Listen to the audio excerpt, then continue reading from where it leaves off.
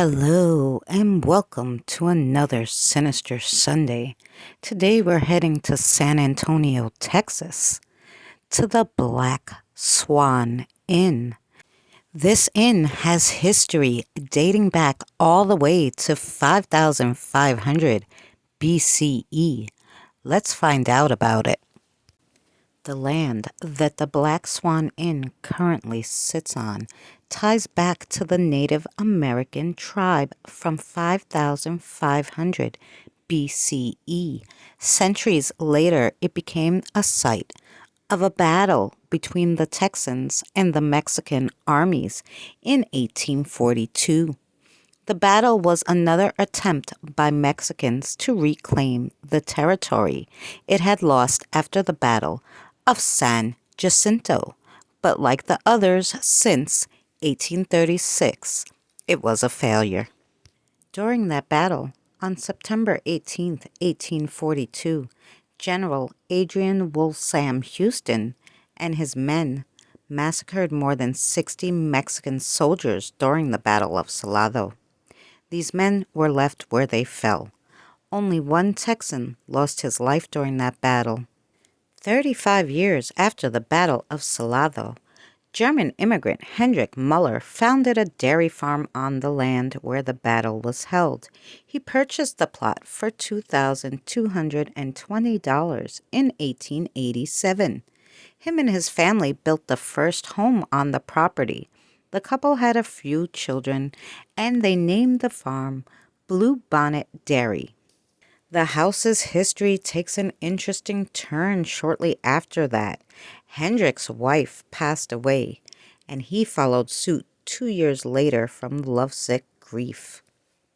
Not too long after Hendrik passed away, the Holbrooks and Woods families purchased the property. The wives were sisters, and the whole lot of them set up shop there. They conducted extensive remodeling on the property and added 2 wings to extend the mansion to accommodate the growing families. After purchasing more land, a second house was built, but it burned down. After renovations were completed, the families nicknamed the home the White Gables. And when one of the daughters of the Woodses, Jolene, married Hall Park Street, they took over the Gables entirely. Tragedy struck soon after. Jolene died of cancer at just 38 years old. Her husband took the loss incredibly hard, and Mr. Hall Street was found dead on August 5th, 1965. He hung himself from the poster of the bed with his belt. Although there was talk of Hall's death having resulted from murder, officials ruled it a suicide and closed the books. The property passed hands a few more times before it ended up in the hands of the current owner, Joanne Marks Andrews, who named the house Victoria's Black Swan Inn after one of William Shakespeare's favorite pubs. The house is Joanne's private residence, and her children also live in the home. Joanne's mother spent a ton of time at the home and ended up passing away in one of the bedrooms after an illness. The haunted history at the inn seems even more extensive than the history of the land itself. People have identified the ghost of Miss Woods, Jolene's mother, in the home. She seems to stay in the small bedroom in the south wing. She spent several years confined to that room before she had to be placed in a nursing home. Her final resting place was actually in one of the downstairs bedrooms, and that is the place where many guests experience an overwhelming, oppressive energy and a feeling of hopelessness. A few paranormal enthusiasts did an investigation at the home, and they were said to have contacted Mr. Hall Park Street. According to the investigators, Park was murdered and moved to another part of the home to make his death look like a suicide. It is believed that Park was killed over a treasure he still guards in the south wing. However, others believe that the ghost of Hendrik drove Park to the suicide. Mr. Hall Park Street is said to be one of the most unnerving spectral presence at the property. He is said to be spotted stalking angrily over the house. Rumors have it that perhaps he's looking for his lost wife, Jolene, who is said to still haunt the inn to this day. Jolene is said to wander around the property in a luxurious white gown with a beaded medallion and a feather at the back of her dark hair. She's seen chiefly around the gazebo. There's been many unexplained happenings at the Black Swan Inn. Guests have reported bruises, scratches, images of ghostly toddlers being pinched from unseen hands, ghosts of children, and moving objects.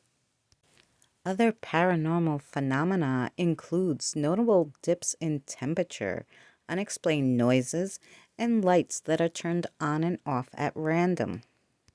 Besides the guests spotting apparitions all throughout the property, there's one that especially likes the upstairs bedroom. There's a spirit of a young woman who is often spotted seated on the bed. A spirit of a child has been spotted. He only acts out when other living children are around. There's also a spectral boy who is known to pull pranks and throw tantrums. It's no secret at Victoria's Black Swan Inn, the ghosts are just as active on the property as the living. Today, the Black Swan Inn is more of an event venue than an actual inn. The Black Swan is on the top 10 list for the most haunted places in Texas. Previous to the current owner, Joanne, moving into the residence, she didn't have any bias towards the paranormal. But as she settled in, she realized something was afoot. Prior to Joanne moving into the property, she was a skeptic. She didn't believe that people could just come back, poke fun at the living, or move things. Well, she found out soon enough that wasn't true. She started experiencing doors swinging open and slamming shut at random, lights mysteriously flickering on and off. And in one bedroom where her young child was, they described the presence of a shadow man who would talk to them and sometimes pinch them while they slept.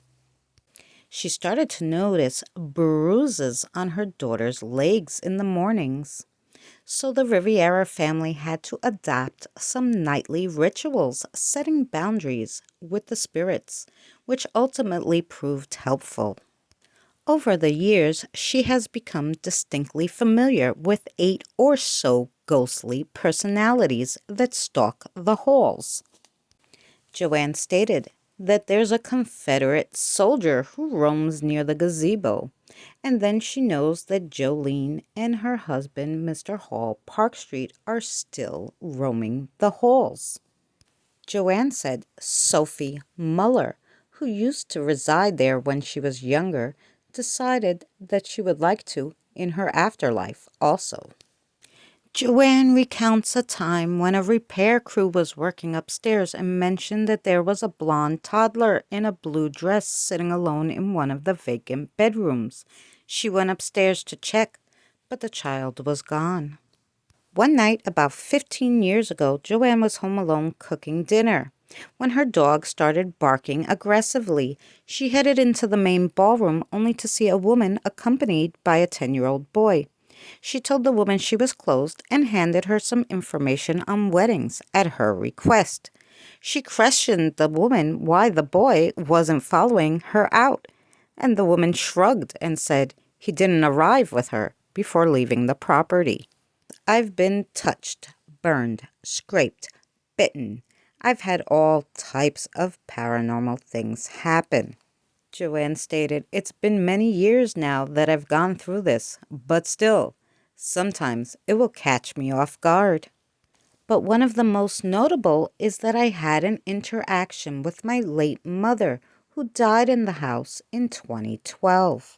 Years prior to my mother passing, We made an agreement to have a code word in case we can communicate with each other once one of us would pass. The ghost adventurers came in using an EVP recording device, and sure enough, the team caught Joanne's mother saying the code word on camera, standing in the middle of the room where she passed away at the Black Swan.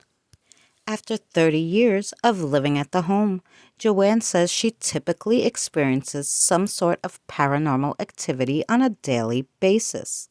At the Black Swan, the undead are just a fact of life. So what do you guys think? Haunted or not? Would you have your wedding there? Let me know down in the comments below. Thank you so much for joining us on another Sinister Sunday. We'll see you on the next one.